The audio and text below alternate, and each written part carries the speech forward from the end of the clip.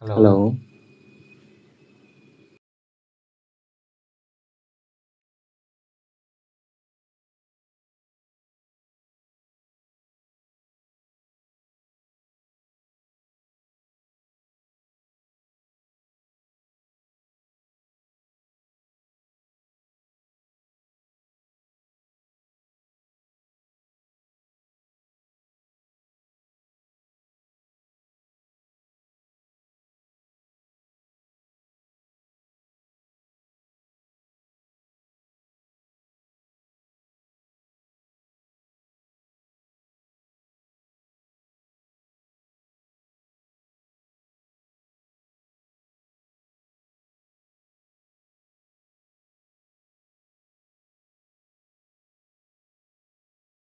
So, good evening, everyone. We can wait for 2 more minutes.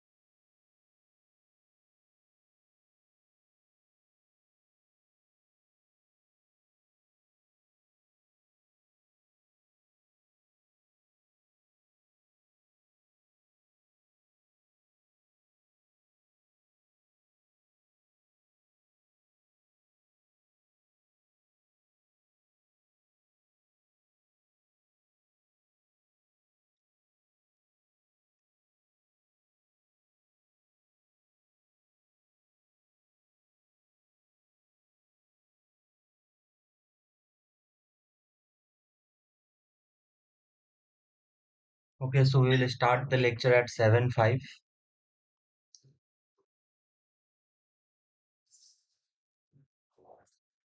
Am I audible? Can anyone confirm?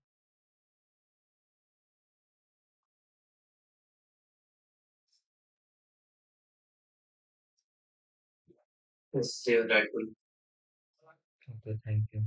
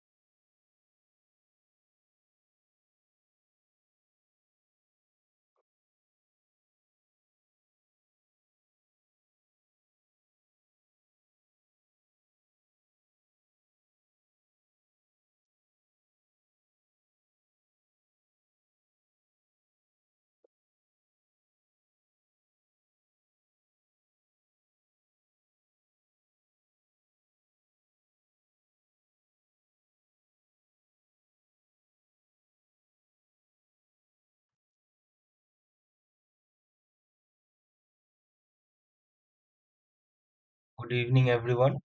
So, today is the week one of this tutorial session.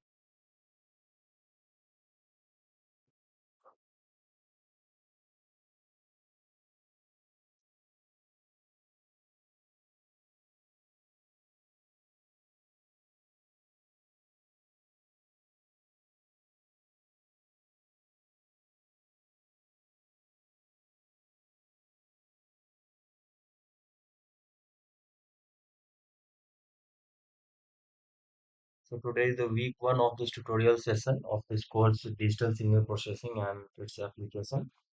So, basically, we will be solving some questions and we will look into some of the important concepts related to this lecture series, whatever is taught in the particular week of this course.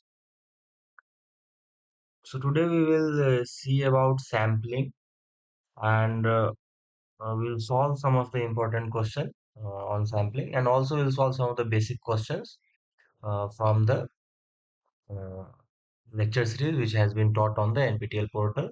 And this video will be recorded and it will be uploaded on YouTube, and link will be also shared so that if anyone misses the lecture, they can watch it later on the YouTube platform.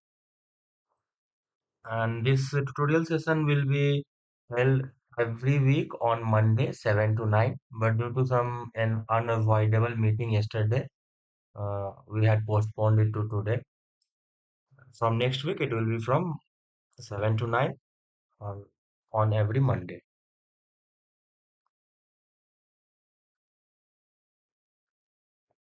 So before going through some of the important concepts, first we will solve one simple basic question. Even you can comment if you know the answer. So which of the following signals involves a discretized independent variable as opposed to a continuous independent variable? So this means like in this question it is asking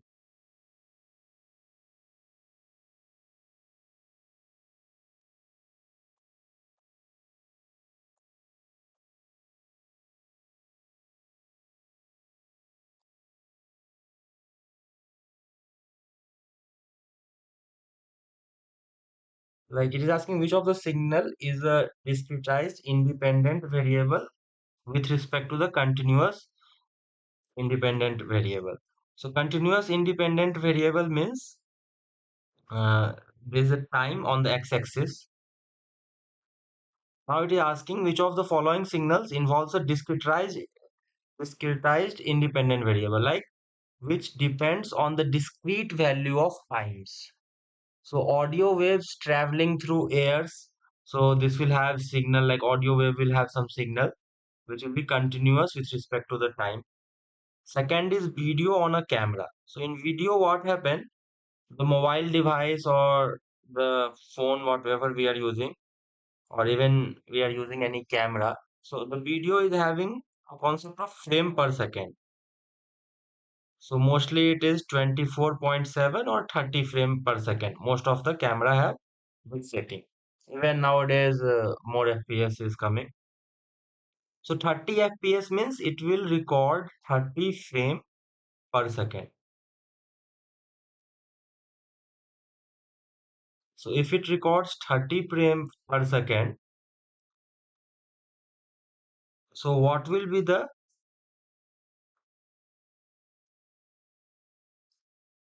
now what will be the frame rate? So it is 30 hertz. Okay. And now what will be the time period? Like time between the each frame, that will be 1 by 30 second. Okay. So each frame of the video will come after 1 by 30 second. Let's suppose this is our 1 second. So within this first second, 30 frame will be captured. So option B is the correct answer. And the next is temperature on an analog thermometer. For an analog thermometer, it will give temperature versus time. and voltage on an analog voltmeter. This will also give continuous volt reading with respect to the. So the video on a camera is the correct answer for this question.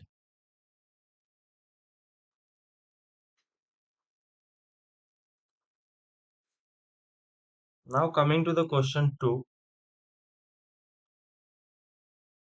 of today's class, that is the following discrete time system effectively act like.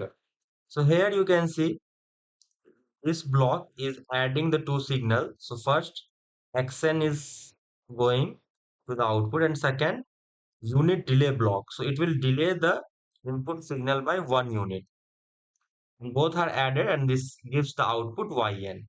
So yn here will be xn and here is a minus symbol here, minus x of n minus 1. So this is just a differentiation in discrete time domain. So this is also known as a differentiator.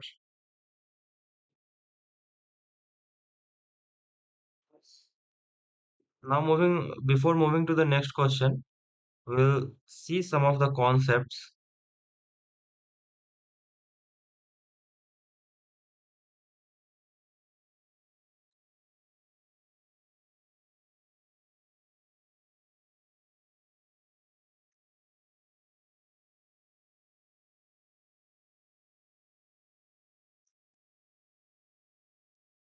Some of the concepts of sampling we will see.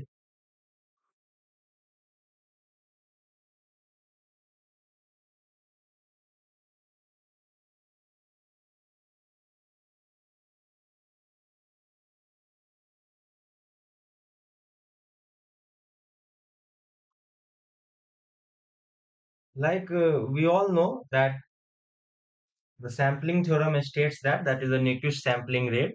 That if a signal is sampled at like the sampling rate is greater than 2 of fm. Fm is the frequency of the message signal. So if it is greater than 2 of fm, then the signal can be reconstructed back in its original form.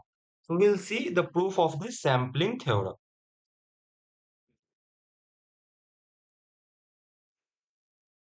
So we'll see proof of sampling theorem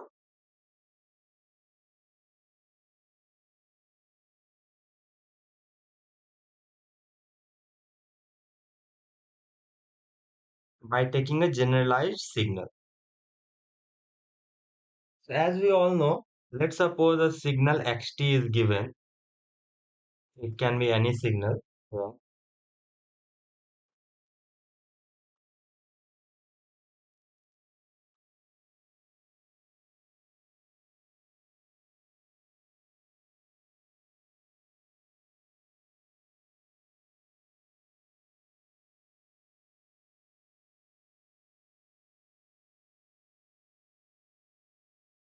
And now let's take a impulse train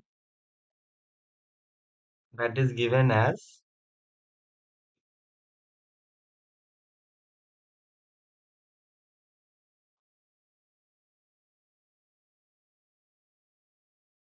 del t.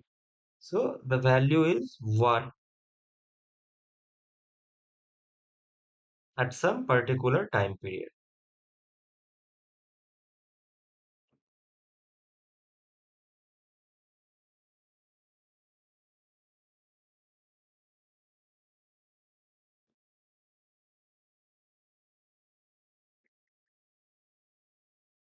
So now the input xt is sampled at rate of fs by multiplying xt by a periodic impulse train with period, like the period of this impulse train is ps, that is given as 1 by fs. Okay,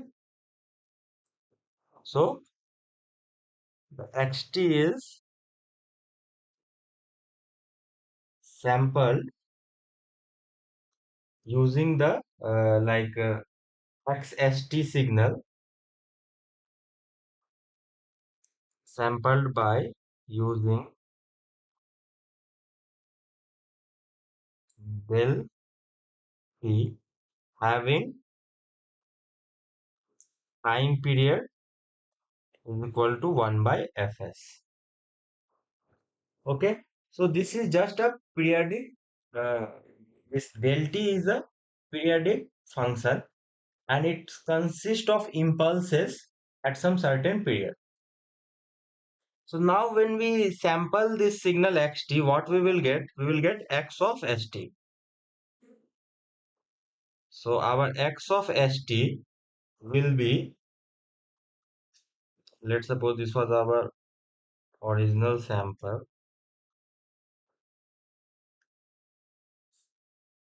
So what will be of x of st? It will be sample signal using the impulse train and it will have a value at the discrete, like the x-axis, that is the time axis is discretized now. So xst will have values at the discrete value of time, like this.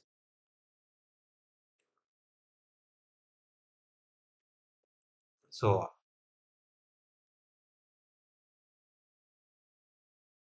basically what is here x of st? X of st is just the multiplication of xt dot del t function. Okay, so now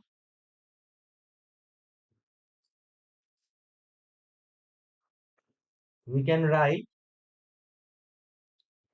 x of st is equal to xt into summation of del of t minus n ts. And here n is from minus infinite to, actually this del t can be written as summation of del of t minus m ts. Why? Because what is del t? Our del t function is this. At t is equal to 0, there will be an impulse.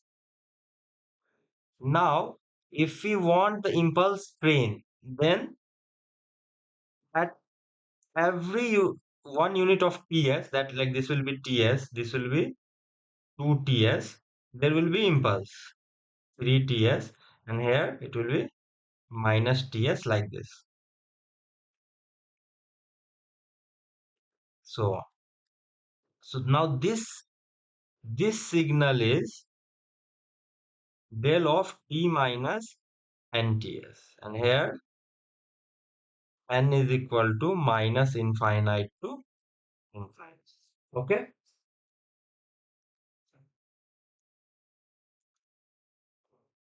so this was just for the basic understanding, so I will erase this.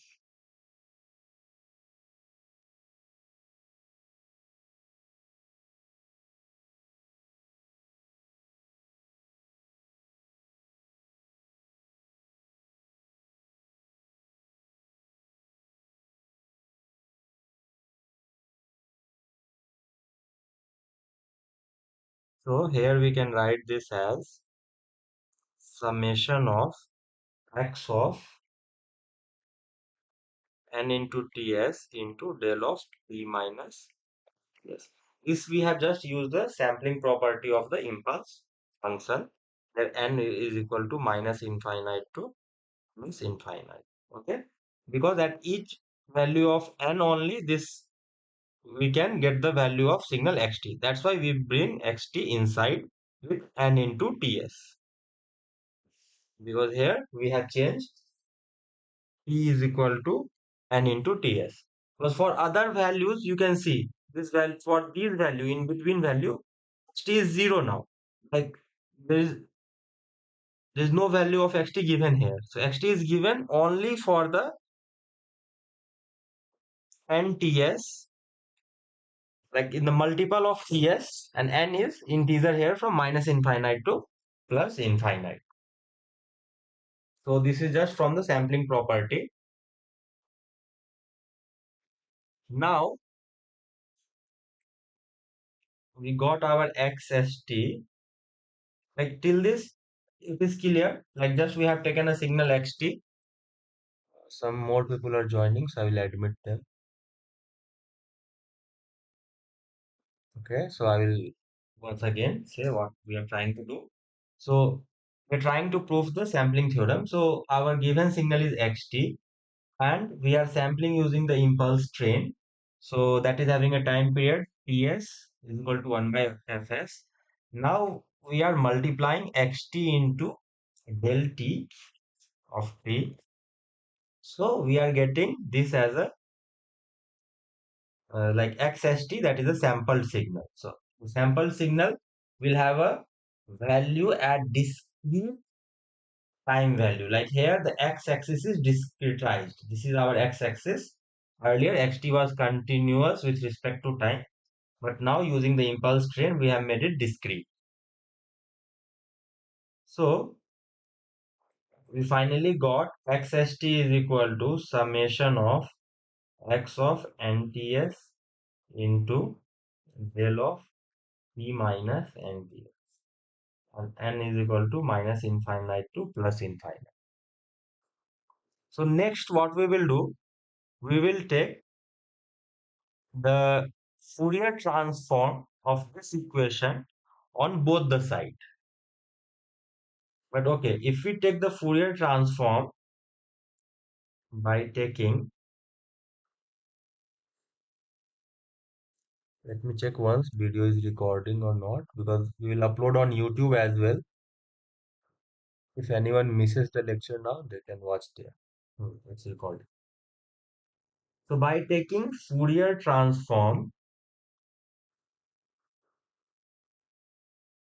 on both side, what we will get? In the first side, we can write x s of omega.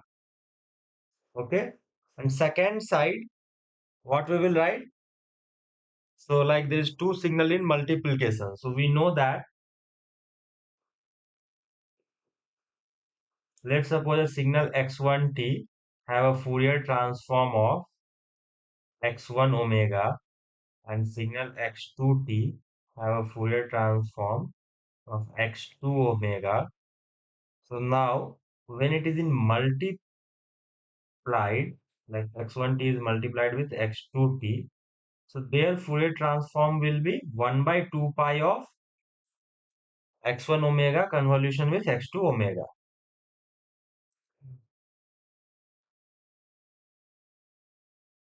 So here we will write x1t multiplied with x2t, and Fourier transform will be 1 by 2 pi x1 omega convolution with x2 omega. Okay.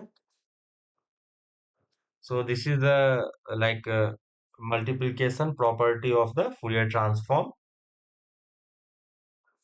So here in the right hand side, you can see both the signal are in the multiplication. So now what we can write with this formula, 1 by 2 pi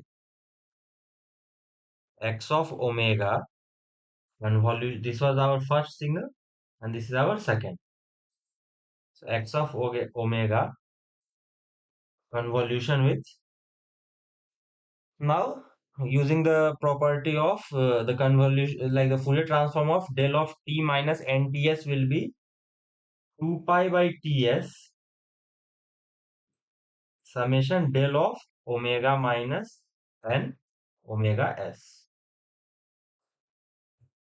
So this we can write, like the constant term will come out.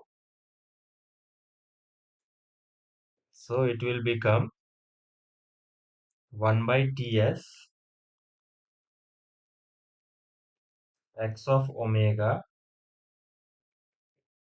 convolution with del of omega minus n omega s.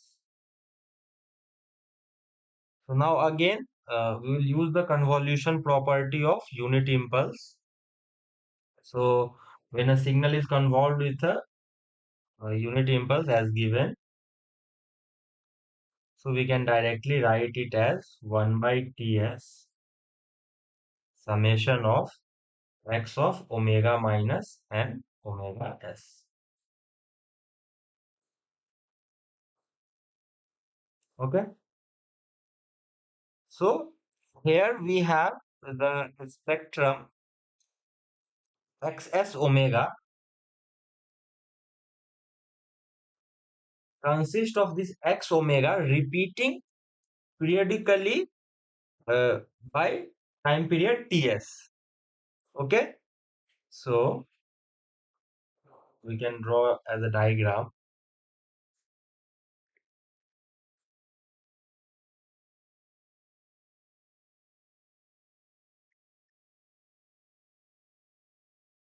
So this is our x omega. And the bandwidth is here 2 of omega m. Now this what is xs omega?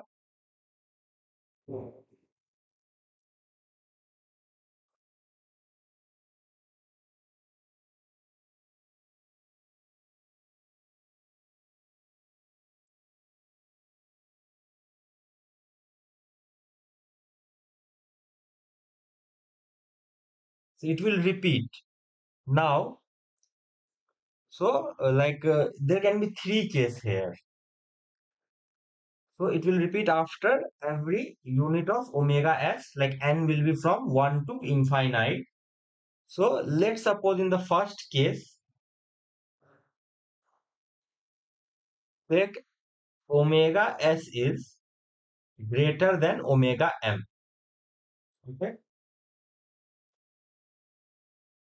So somebody wants to join.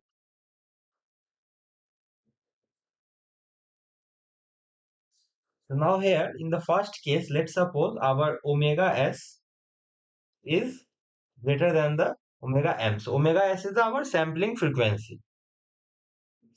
Okay. So in this case, what will happen?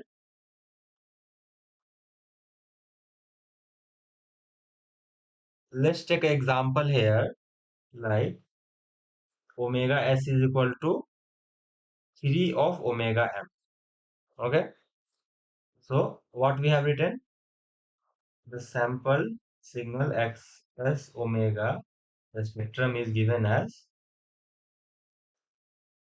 x of omega minus, let's suppose omega s is equal to 3 omega m. So here it will be, and let's take n is equal to 1 here. Or first write 3 n omega m. So for n is equal to 1, what we can write? 1 by ts x of omega minus 3 omega m. Okay. So this signal will have a copy at 3 omega m. Here you can see this is right shift at 3 omega m. Now if it is having the center frequency at 3 omega m, the bandwidth is 2 omega m. So it will span from,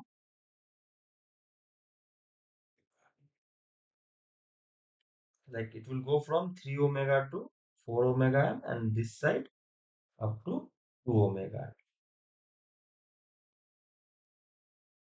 So here you can see these are known as the guard band.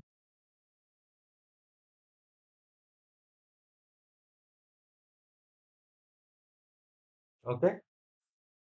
So here we can clearly see that when omega s is uh, greater than, sorry, here I have to write 2 omega. We have taken some value 3 omega m that is greater than 2 omega m, then the signal will not overlap. But what is the case if omega s is equal to 2 omega m? And similarly here also in this side, if you take n is equal to minus 1, our excess omega is equal to 1 by ts. Summation will go because we are taking the n value of minus 1. So minus infinite to infinite and can take, it will become x of omega plus 3 omega. So this will have a delay of 3 omega m, So the signal will start at 3 omega m. Sorry, the delay will happen in the first case, it's minus. Here it is plus symbol. So signal will start 3 omega m before. So it is advanced in 3 omega m.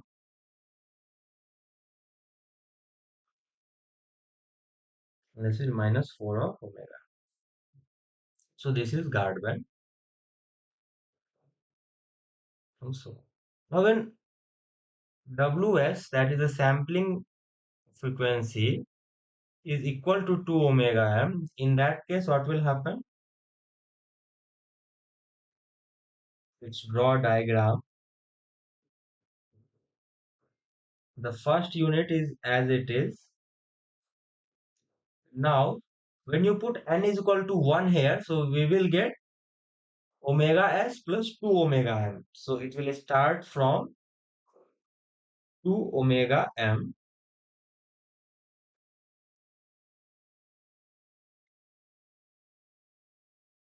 and the bandwidth of the signal is 2 omega m. This is the bandwidth. So the negative lobe will have minus omega m width, and the positive lobe will have plus omega m. Similarly in the left side.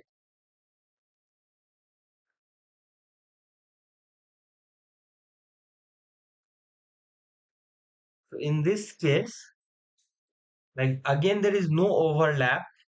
So, and if there is no overlap,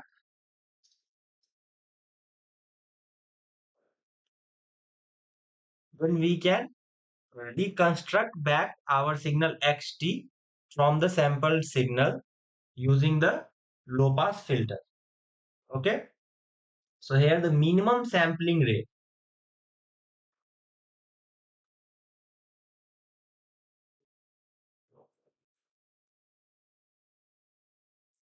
that is also known as Nyquist rate, is given as omega s is greater than or equal to 2 of omega m. If you write in frequency term, it will become 2 pi of fs is greater than 2 pi of, sorry, 2 pi of fm. The 2 pi will get cancelled. Fs should be greater than or equal to 2 of fm. Okay, here it will be 4 pi because 2 into 2 pi. Okay, clear? So this is the Nyquist rate. What will happen? Let's take a case 3 also. Now omega s is less than 2 omega m.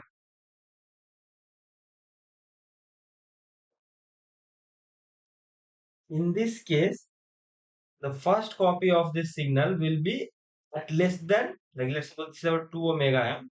It will be start before 2 omega m. Let's suppose it starts here somewhere.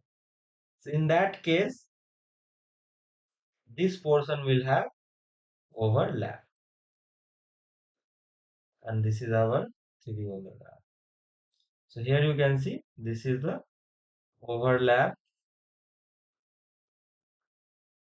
This side also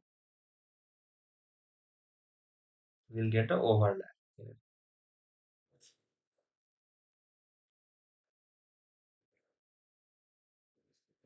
So now when omega s is less than 2 omega m, so overlap will occur, and due to which the signal cannot be reconstructed back. Okay, and the overlap in shifted spectrum of the like original signal is also termed as the aliasing.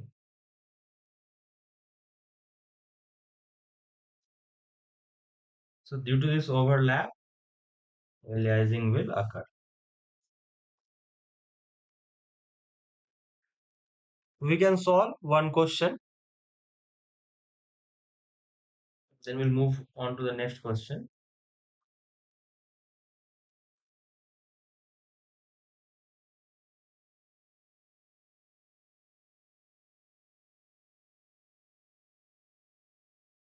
Find the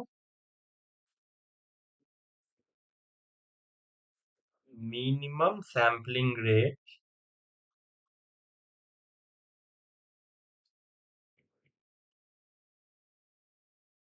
of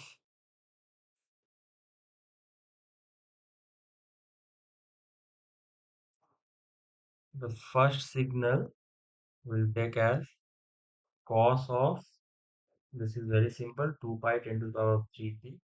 The second one, we can give the addition of two signal cos of 2 pi into 10 to the power of 3t plus cos of, let's take 6 pi into 10 to the power of 3t, like this we can take.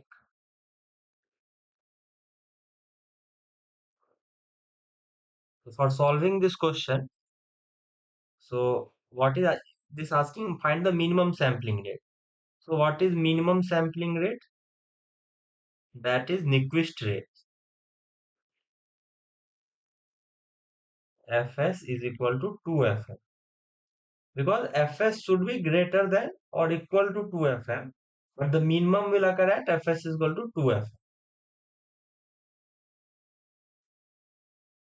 So here, so our first question, that is x1t, let's take, is cos of 2 pi into 10 to the power of 3t. So this is our omega, and omega is equal to 2 pi Fm. So what is Fm here? 10 to the power of 3 hertz. So that is equal to 1 kilohertz. So Nyquist rate will be Fs, that is equal to 2 of Fm. It will be 2 kilohertz. Now what? How we will solve this question when the two signal is in addition? So let's take x2t, where is given as cos of 2 pi 10 to the power of 3t plus cos of 6 pi into 10 to the power of 3t. Okay. So for this signal FM1, let's take for this signal, this is FM2. So what will be the value of FM1? We have already calculated, that is 1 kilohertz. And here, what will be the value? 2 pi into 3 into 10 to the power of 3t. So 3 into 10 to the power of 3 is FM2. So that is equal to 3 kilohertz. This is equal to 3 kilohertz. Now, whenever like two message frequency are given, like FM1 and FM2, so in that case, our FM will be max of all the, you can say FMI, or let's take FM1 comma FM2. If there is three signal, then max of FM3 also. So, okay, so we will write the generalized term max of FMI. So here it will become max of 1 kilohertz comma 3 kilohertz. So FM is equal to 3 kilohertz. So now what will be the minimum sampling rate? That is Fs is equal to 2Fm is equal to 6 kilohertz. So this was very simple question. Now we will move on to the next question.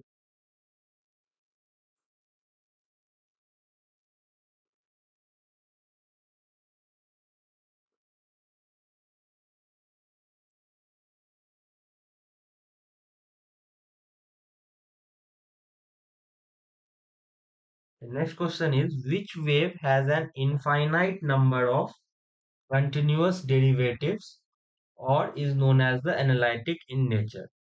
So we all know that the derivative of sinusoid is sinusoid only, and it is continuous in nature. So option B is correct. For a square wave, the derivative will not be the square, and for triangular wave also, the derivative will be the square wave. So option B is the correct answer for this question.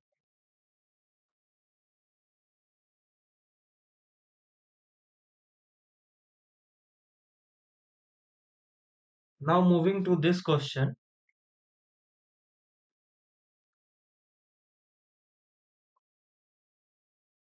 If you have any doubt till now, you can ask.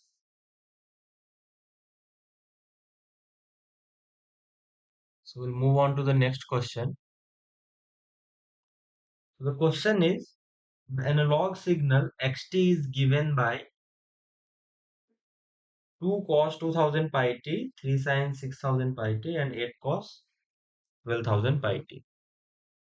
And xt is sampled at fs. The sampling frequency is given as 5000 hertz. So what is the discrete time signal obtained after sampling? So here we can write x of n, like this is our xt. So when we discretized it, we will get x of n ts, as I have taught in the first slide. Now this will become x of n. Okay. So x of n, and what is our xt is given? 2 cos 2000 pi t plus 3 sin 6000 pi t plus 8 cos 12,000 pi t. So xn will be like 2 cos 2000 pi t, and here the fs is given as 5000.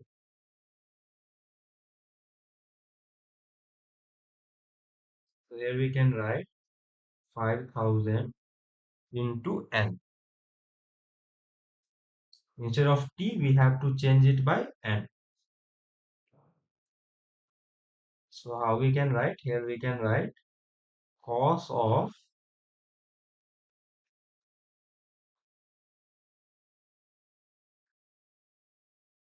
like let's suppose omega t into n. So here, like 2000 f, 2000 pi is the whatever is the value, we'll divide with the time period and we'll multiply with n to make it discretized.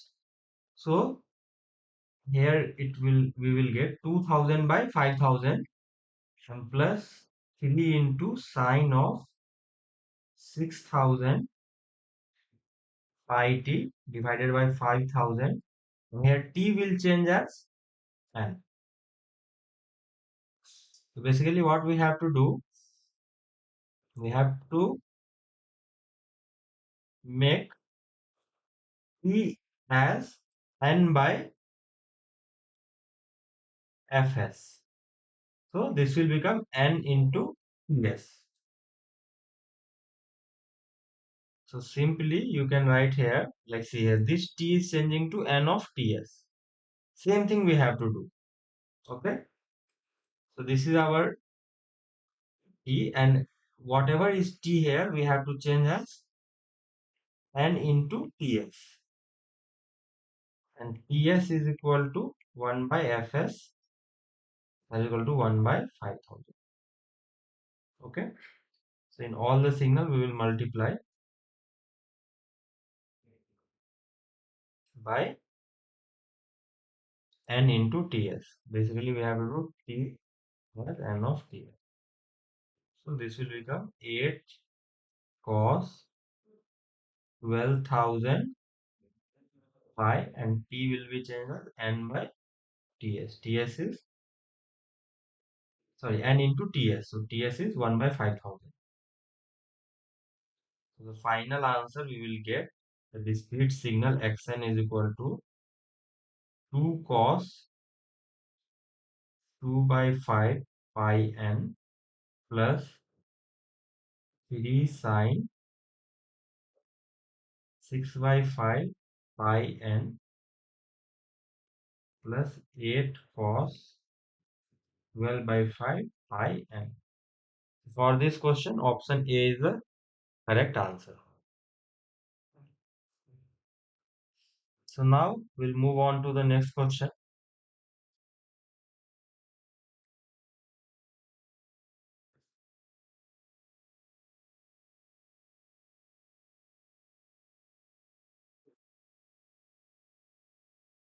So basically in this question, it is it is just based on the properties of Fourier transform. So like three signal is given x1t, x2t and x3t. We have to find the convolution of x1t, x2t and x3. Okay, but there is one twist in this question. Like x1t have the, we all know that convolution of x1t and x2t and x3t will be multiplication in the frequency domain, x1 omega, x2 omega into x3 of omega. Okay,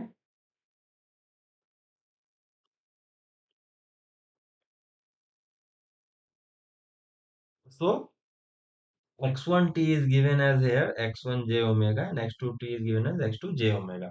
There is different way of notation. This can be also written as, this is same way, but the notation is different. X1 j omega, x2 j omega and x3 j omega. Okay, but our x3 here is given as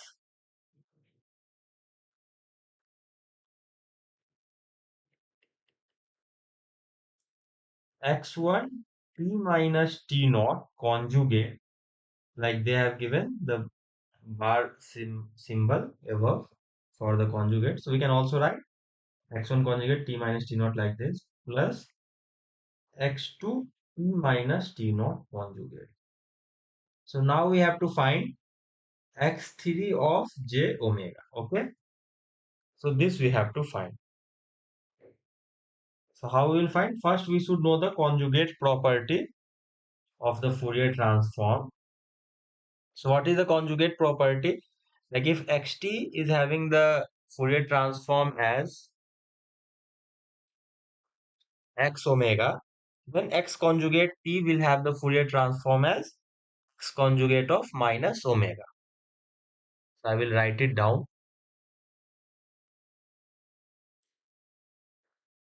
So we'll use here conjugate property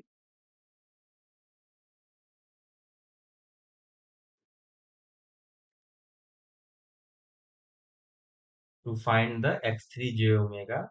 So this is basically if xt have the Fourier transform as x of omega, then x conjugate t will have the Fourier transform as x conjugate of minus omega. Okay,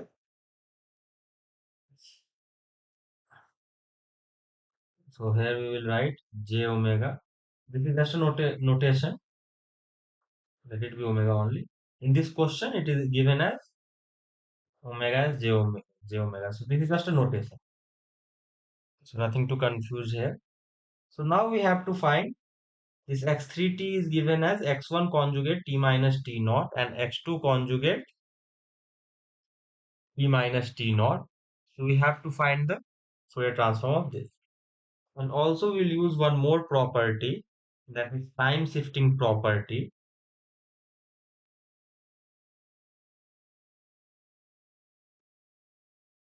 Time shifting property, what happens in this?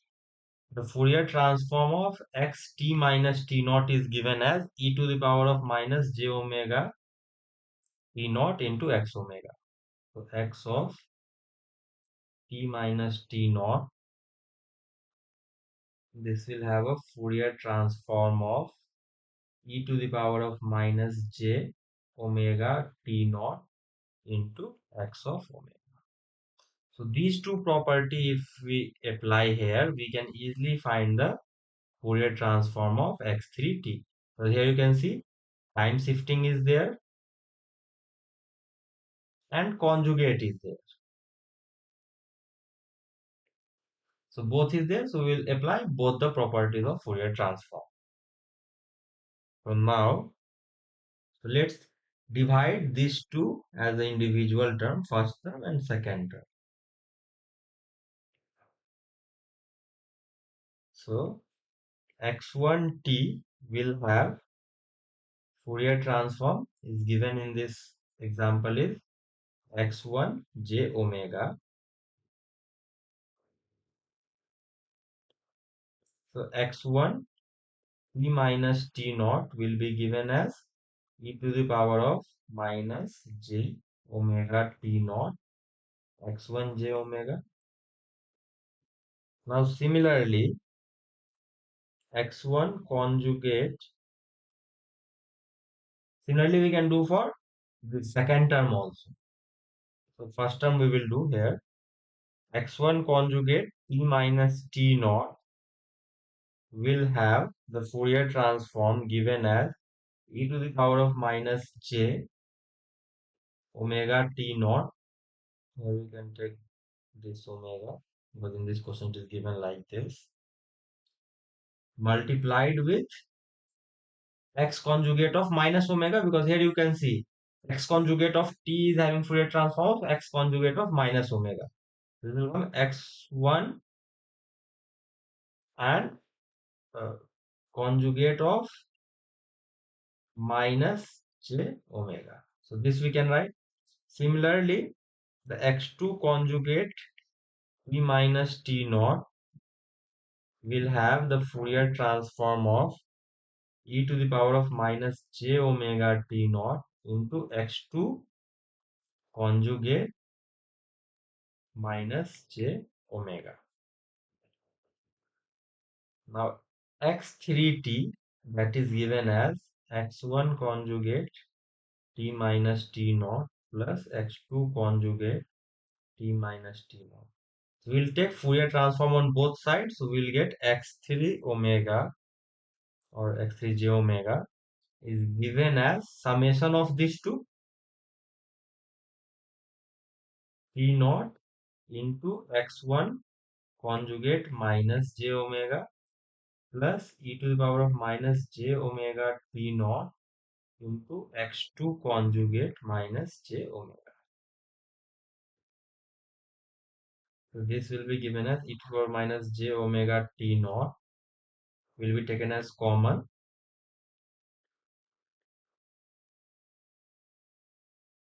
You can write like this.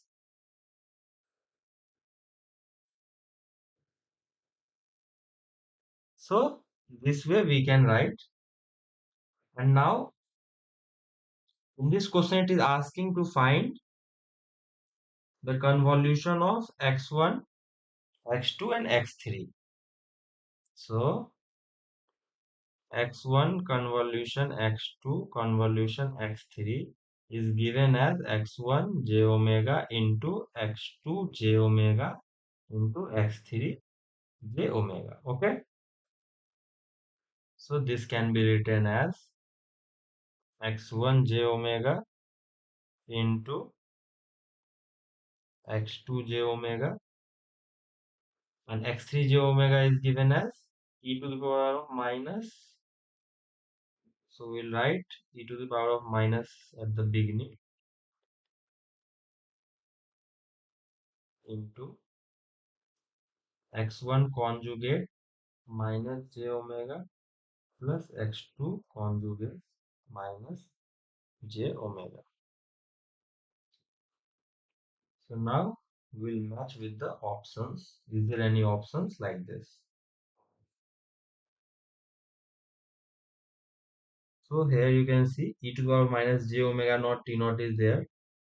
x1 j omega into x1 conjugate of minus j omega into. So they have just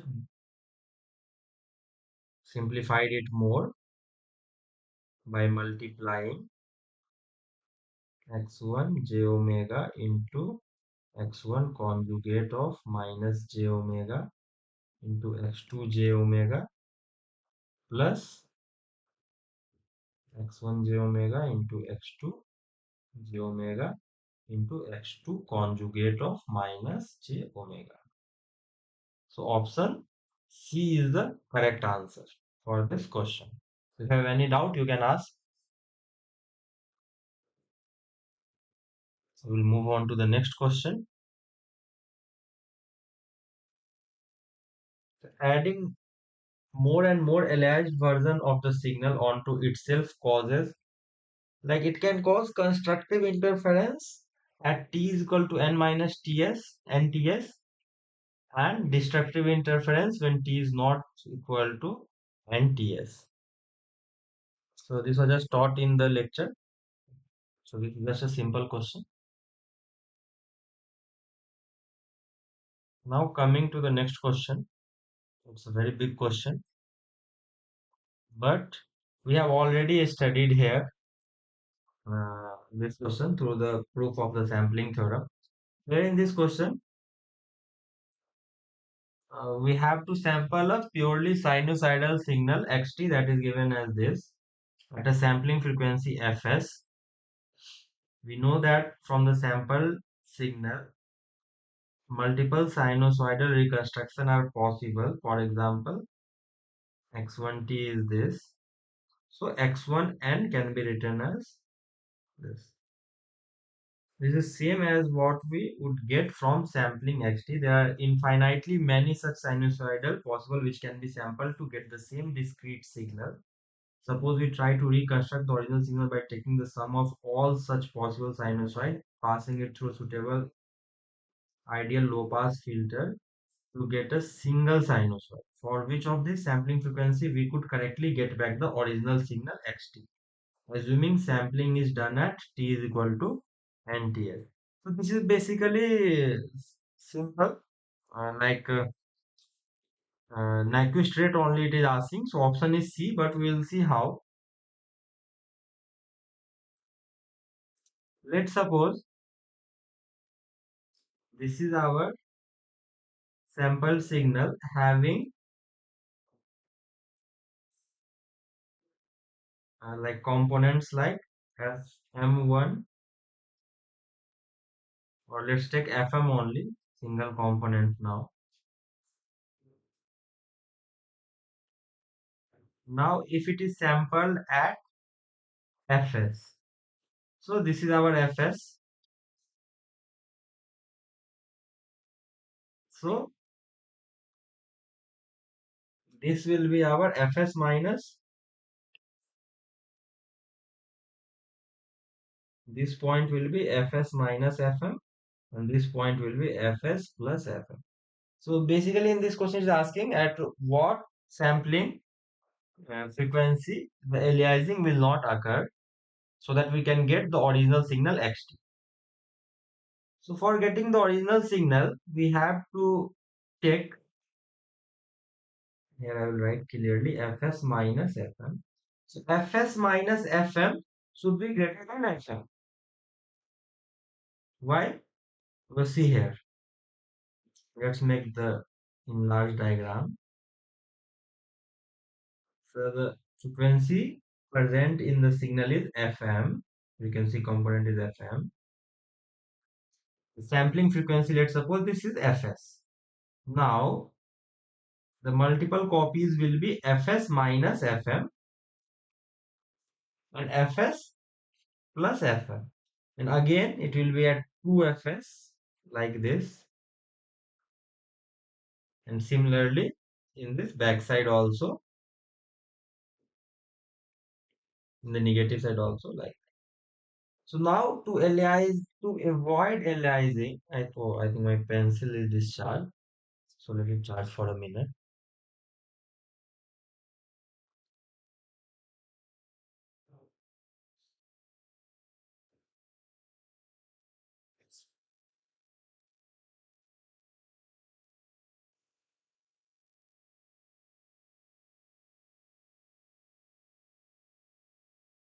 So to avoid aliasing, what we have to do, we have to take a sampling frequency in such a way that this Fs minus Fm should not be less than this Fm. Because if it will be less than, then it will go beyond Fm and aliasing will occur. So our main aim should be Fs minus Fm should be greater than Fm. So here Fs will be greater than 2Fm, or it can be equal to also. So the minimum sampling rate should be Fs is equal to 2 of F naught, where F naught is given, like in the signal it is given 2 pi F naught. So for this question, answer will be Fs is equal to 2 of F naught. Option C is the correct answer for this question.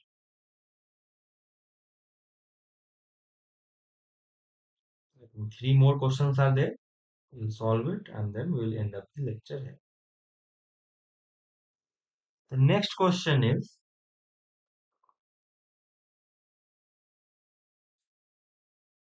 a signal having zero spectral content for frequencies greater than F max is sampled and quantized to get a 4-bit sample at each time step.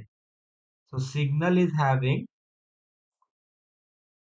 4-bit per sample. Like signal is represented using the 4-bit per sample at each time step. So what should be the upper limit on Fmax such that the signal can be fed into a channel transmitting at a rate of, so the transmitting rate, that is also known as bit rate, is given as 16 kilobyte per second. And here you can see it is in bit. So we will change into bit multiplying by 8. So it will become 128 kilobit per second.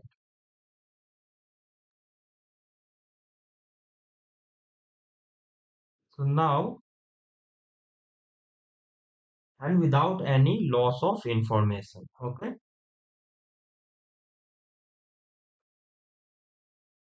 So it is asking what should be the upper limit on Fmax. So we know that the sampling frequency should be greater than or equal to 2 of Fm. So Fm is less than or equal to Fs by 2. So the upper limit of signal Fm will be Fs by 2. Okay. And the bit rate is given as this. This, uh, and one sample is represented using 4 bit. So what will be the number of sample per second? So number of sample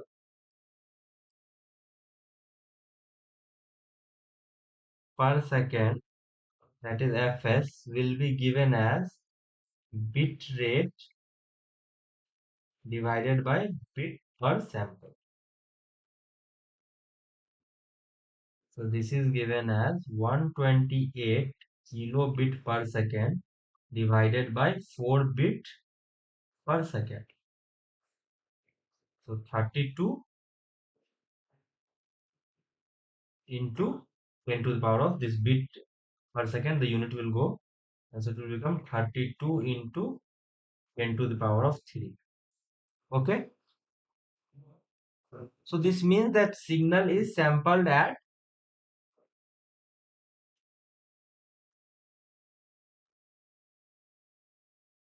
32 kilohertz. Okay. So Fs will be 32 kilohertz. Now what is the upper limit of Fm? In this question it is asking without any loss of information. So that will be Fs by 2. So Fm is equal to Fs by 2. So that is equal to 16 kilohertz. So option B is the correct answer for this question.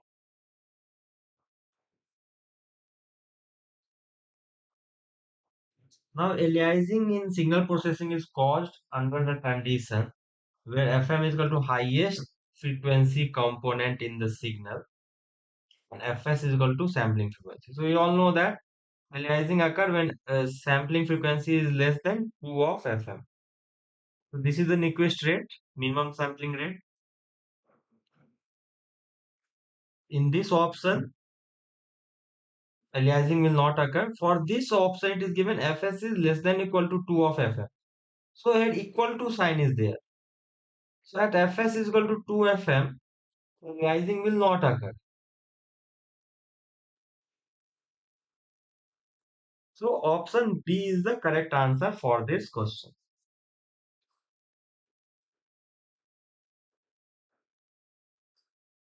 Now coming to the last question, like which of the following continuous time systems are qualified enough to behave as an ideal low pass filter? So with cutoff frequency equal to omega c. So in most of the options we can see that it is given as xt convolution with e to the power of j omega ct and some term minus e to the power minus j omega ct divided by 2 pi j_t. So like we will first try to find Fourier transform of this term because this is common in all these options. So when we find the Fourier transform, we know that the Fourier transform of this is impulse unit function of omega plus omega c minus u of omega minus omega c. We can try this Fourier transform, then you will get the same value. Okay. So now what is u of omega plus omega c? So this will start the unit step from omega c. What is minus of u minus omega c? So this is, let's suppose, our omega c. This is minus omega c. So this signal will start. This is minus of u. So minus of this. And this value is 1 and this value is also 1. This is minus 1. So when we add this, like, or when you subtract u of w plus wc minus unit step of w minus wc. So basically this is addition of both the signals. So we will finally get the signal like this. Will minus omega c both are 0. Here it will become 1. And here this will cancel out. This and this will cancel out.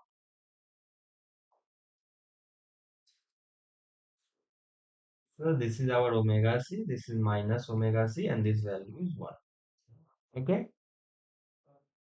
And xt, what will be the Fourier transform? That is x of omega. So now when you multiply x omega, like this is the first term, this is second term, we see convolution in the time domain is equal to multiplication in the frequency domain. So when you multiply with x omega, so we will get a signal which is filtered using a low pass filter. So this is our low pass filter. Okay.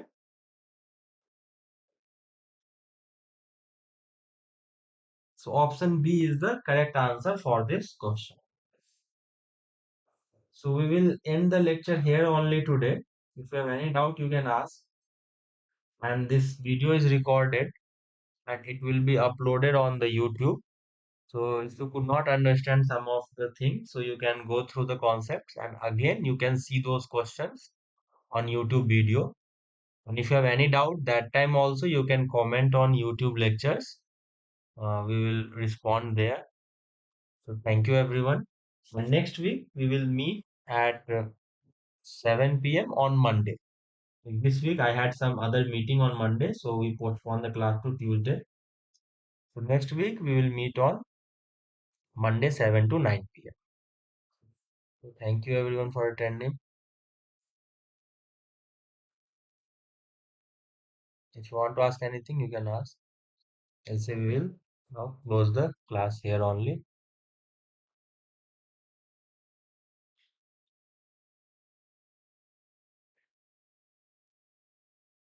Thank you.